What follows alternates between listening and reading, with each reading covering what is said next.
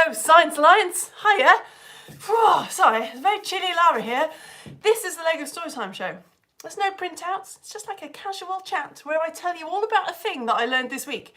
And this week I've been learning about Galileo. Do you want a little look at Storytime? So Lego Storytime is right at the end. Whoop, there we go.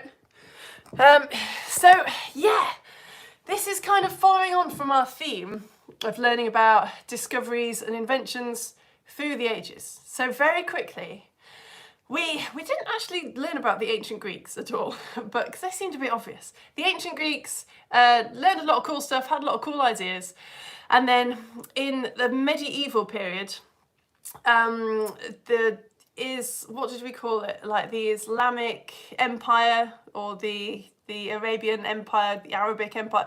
The Islamic Empire found a lot of the Greek books and copied them out into Arabic, which is very good because a lot of the Greek books got destroyed. So you've got these books that are in Arabic that have a lot of wise Greek ideas with some Arabic ideas as well. And then the Islamic Empire dies and Italy is quite close to the Islamic Empire. And they find all the Greek books with all the fantastic ideas that the Islamic Empire put in them as well. And Greek becomes really popular again. Everyone's like dead into Greek stuff. That was a lot of talking and very complicated. Basically, the other week we were talking about Leonardo da Vinci, who was in Florence, which is like the capital of this Renaissance period where everyone's suddenly really excited by ancient Greek stuff again. And Galileo comes along like sort of during that period. He's in Florence as well. So he's Italian, he's in Florence, everyone's having all these brilliant scientific ideas, kind of inspired by Greece. And yeah, let's start with his name. Galileo Galilei. Galileo Galilei has this very cool, unusual name because in Italy in those days, your second name was just like optional. You know, Leonardo da Vinci was just Leonardo from Vinci. Like there weren't that many people in the world. So, you didn't have to worry about two names. Galileo and Galilei were actually both names that were sort of second names that were traditional in his family. Which is why for his name they just kind of stuck both together. But he always really just called himself Galileo. So it's not a coincidence that the two words sound like really similar. What was happening at that time? Well, everyone was sure that Earth was in the centre of the universe and the sun went round Earth. That's not what happens. But everyone thought that the Earth was in the middle. Lego Storytime is all about this. But someone had a different idea a few years earlier. Here's this chap called Copernicus, really famous. We should do a whole show on him, but we're not gonna. Copernicus, before telescopes were invented, looked at the sky and thought, I think maybe the sun's in the middle, and maybe Earth goes around the sun, but no. And all his friends were like, oh no, tell us more, Copernicus, that sounds interesting.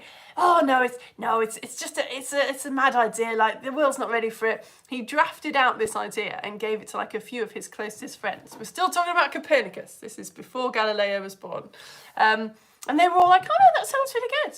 Oh no, I don't think the world's ready. And even the Pope, like the head of the Catholic Church, was like, no, Copernicus, that sounds great. Tell me more, dude. Oh, well, okay. And he sort of wrote a few more ideas down. And in the end, he finally, after like loads of faffing, because he thought that everyone would laugh at him, wrote a book about how the sun's in the middle and Earth goes round and round it, which is incredible because telescopes hadn't been invented. It was just looking at the stuff that was happening in the sky with his eyes. And the story goes that Copernicus, I'm sorry, we're still talking about Copernicus, was on his deathbed and like woke up for a second as he was dying, and someone gave him the like final copy of his book and he went, yeah, and then died. So the idea had been put in people's minds, but everyone had sort of forgotten about it.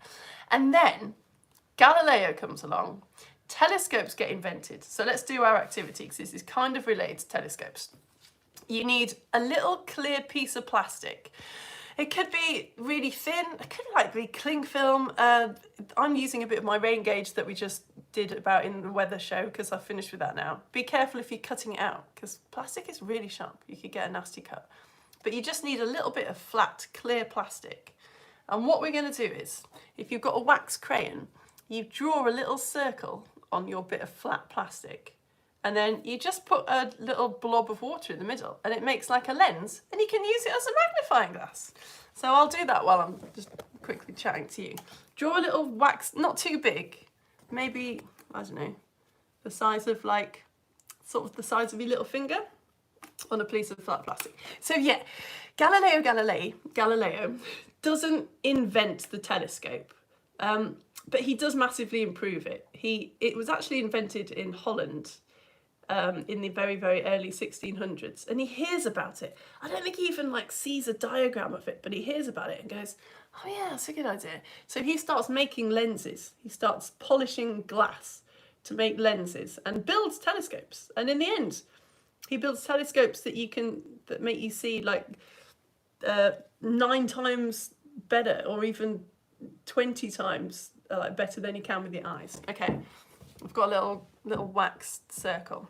And it's just polished glass. He has a hard time because actually glass isn't very good in those days. It's got a lot of little bubbles in it, which causes big problems. But basically, for a telescope, very basically, there's another lens as well. But you're looking for a lens like this. You polish up a bit of glass, so it's what we call a convex shape. And then light comes in like this from very, very far away. And the lens kind of bends it like this. So you get this point here where you see an image. You see an image of something that is very far away. It makes it look bigger. And we can do that right now.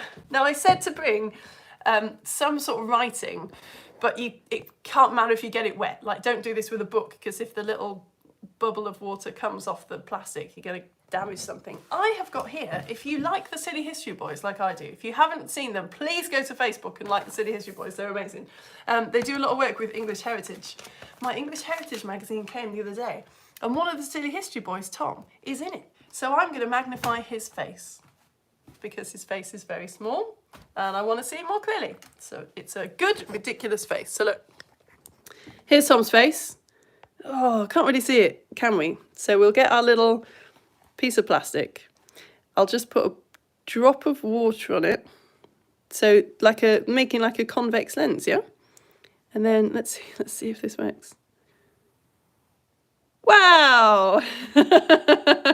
Amazing, look at that. History and science coming together. Now we can see Tom's face much more clearly. What is he writing? Just a tiny bike. This is a letters page someone's writing to say, I think that Tom's brilliant. So there we go.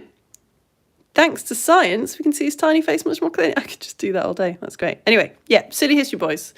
If you ever go to an English Heritage property in the holidays, school holidays, make sure you look them up, because they tour the country. They're brilliant. Right. So Galileo Galilei makes a telescope. Quick nose blow. And he looks through it. He's not trying to cause any trouble for anybody. He just looks through the telescope into the sky, into the night sky, into space, and he discovers amazing things. One of the things that he discovers is that the moon is not flat. Everyone thought the moon was a perfect, smooth sphere. No, it's got mountains. He looks at the shadows of the mountains and works out how high the mountains are. They're about the same height as the mountains on Britain.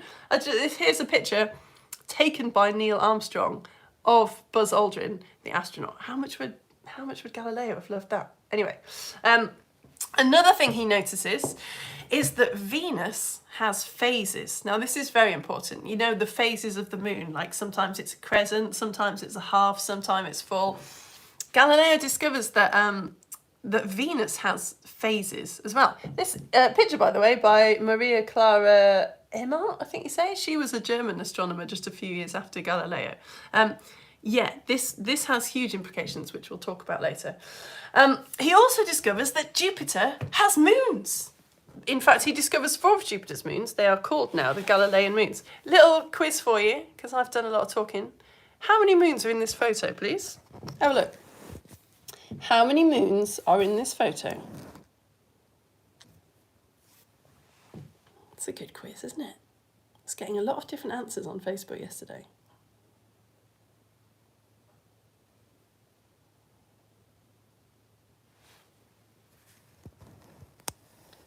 How many moons are in that photo? Right, you can see them all now.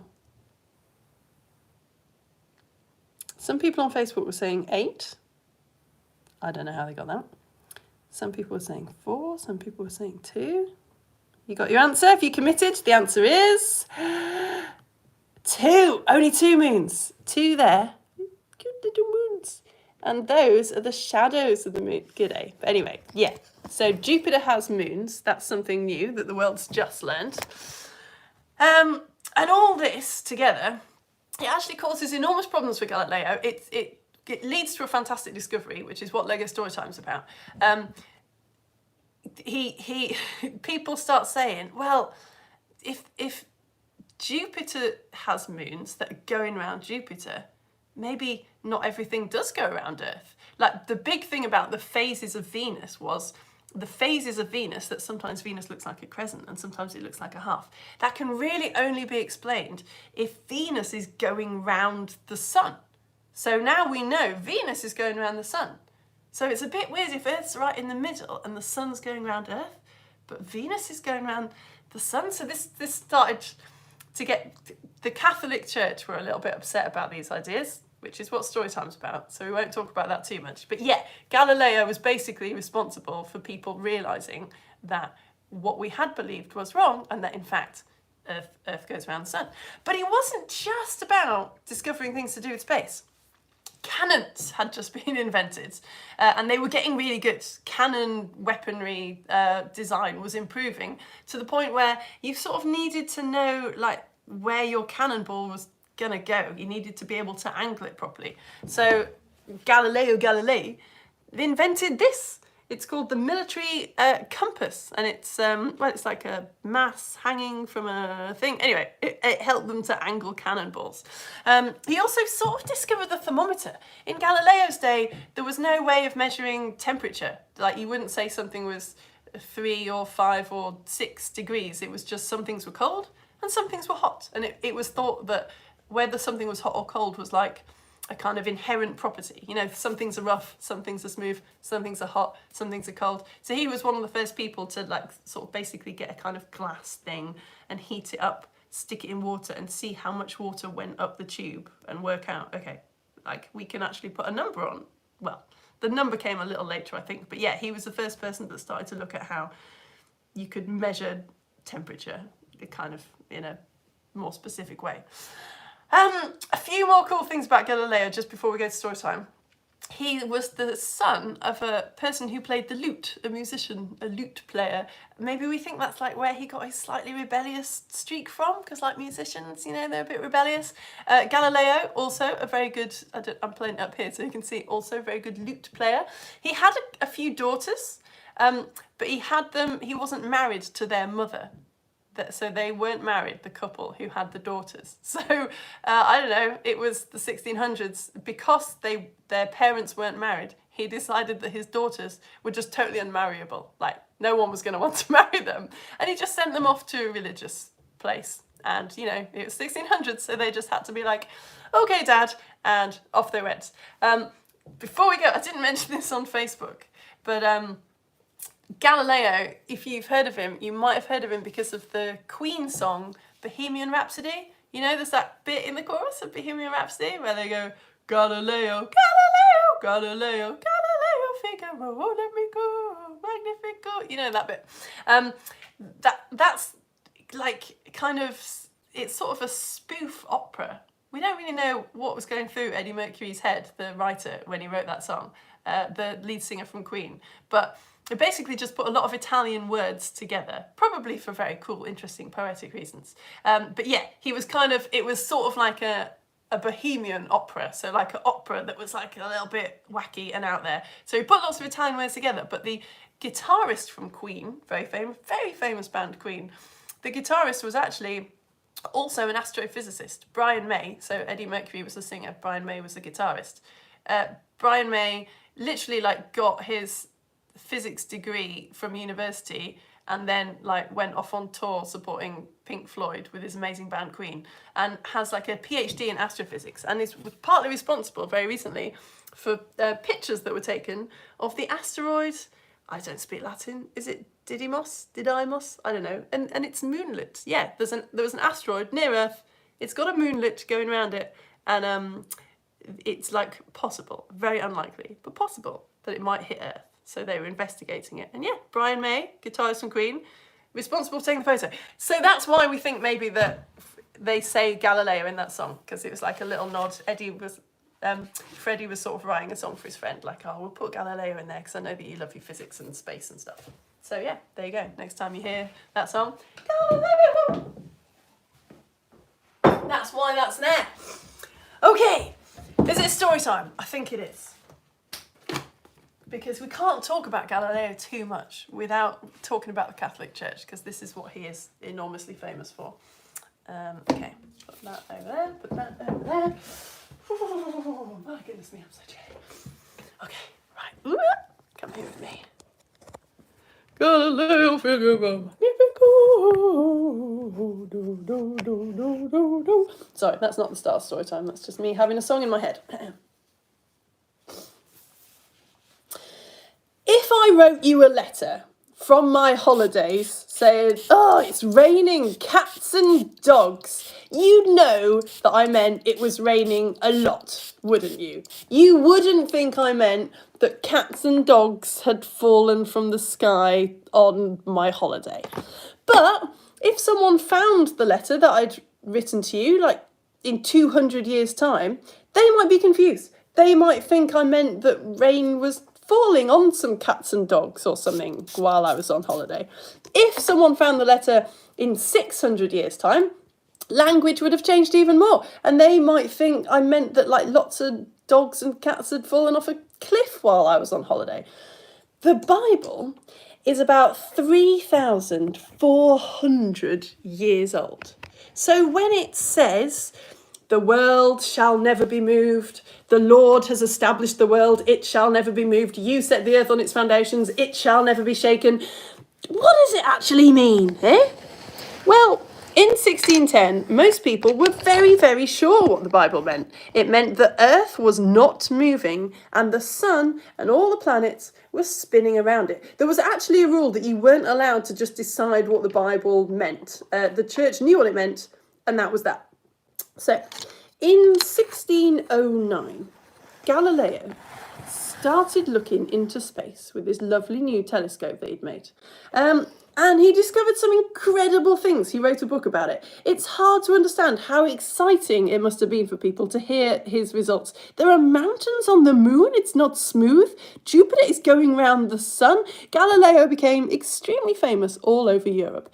And people started arguing about how maybe Earth wasn't in the centre of the universe. Galileo hadn't really sort of thought about the Bible when he was doing science, but suddenly it was dead awkward for him. Someone wrote a book saying, if you think Earth's moving, then people who think that Earth is moving, can you explain how you think the Bible is wrong? God's wrong, is he? Good one.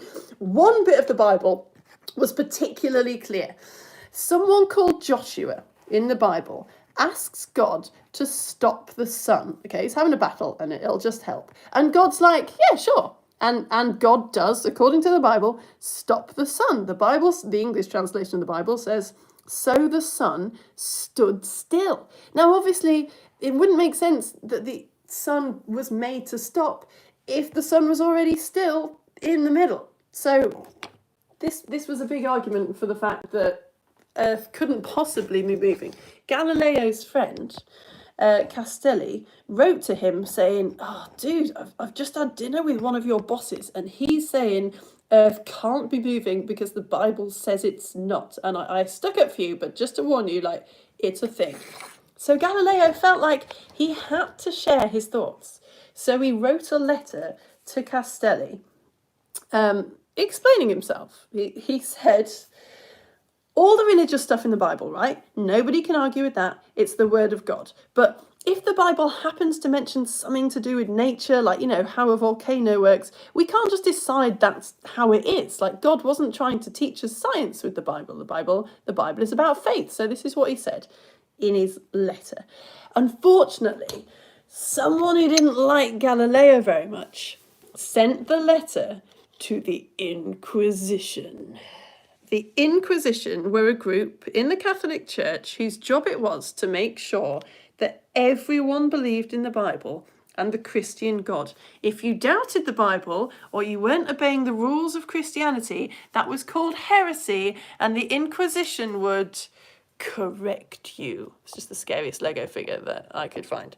So Galileo hears that the Inquisition have his letter, and he's like, oh no, oh, I'd better go to the Inquisition and explain myself. Maybe I can persuade them to just stay out of the whole is the earth going round the sun or vice versa business. And all his friends are like, no, that is a terrible idea. You should not do that. You should stay here. But off Galileo goes to visit the Catholic Church, the Inquisition, and explain himself. Now, I've done teacher training. The first thing that you learn when you're teacher training is don't tell people not to do things. Like if I hand out pencils to a class and say, do not put these pencils up your nose, literally the entire class will move the pencils towards their noses. I don't know if like Galileo hadn't done his teacher training. We don't know. I don't know exactly what happened. But when he went to the Inquisition to try and persuade them to stay out of things, but the Inquisition ended up declaring that the idea that Earth went round the sun was foolish and absurd and formally heretical, like very much against the Bible. And all books that suggested that Earth did go around the sun were banned. Galileo was told to abandon completely the opinion that the sun stands still at the centre of the world and the Earth moves, and not to hold or teach or defend that idea in any way, either in writing or by what you say. So Galileo was no longer allowed to even think that Earth goes around the sun. And that could have been the end of it, you know. He could have just left it alone, but he didn't. He wrote a book. In this book, 3 people have a conversation. 2 of them are very funny and clever, and they say that the sun is in the middle and Earth is going round the sun. And one of them, who is a rather foolish person, says angrily that no, they're wrong. The Earth is in the middle and the sun is going round the Earth. All right? It's just a made-up conversation between 3 people. You know, can't get mad. The book was really, really, really popular. And the Pope banned it. And Galileo was called back to the Inquisition. They're like, yeah, we see what you did there, and we're not amused. He wasn't tortured, but he was questioned a lot. And he was shown some instruments of torture, like, nice sharp axe we've got here. It would be a shame if it accidentally fell onto a bit of your body.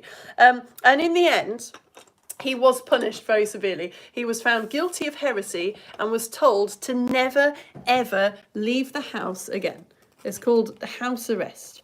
And he didn't, apart from one quick trip to the hospital. That's where he stayed for the rest of his life. The church had also said that no one was allowed to publish or share anything he wrote ever again. But in fact, it was while he was at home that Galileo wrote some of his best works, which led to Albert Einstein calling him the father of modern physics, indeed of modern science. Galileo died at home in 1642. And was buried in, first of all, a very small room of a church, but later he was moved to a proper big bit of the church with a monument. While he was being reburied, someone cut off one of his fingers, and it's on display at the Galileo Museum in Florence. You can still go and see it to this day. Here is the finger in a glass case. You'll recognise it straight away. It's the middle finger. The end.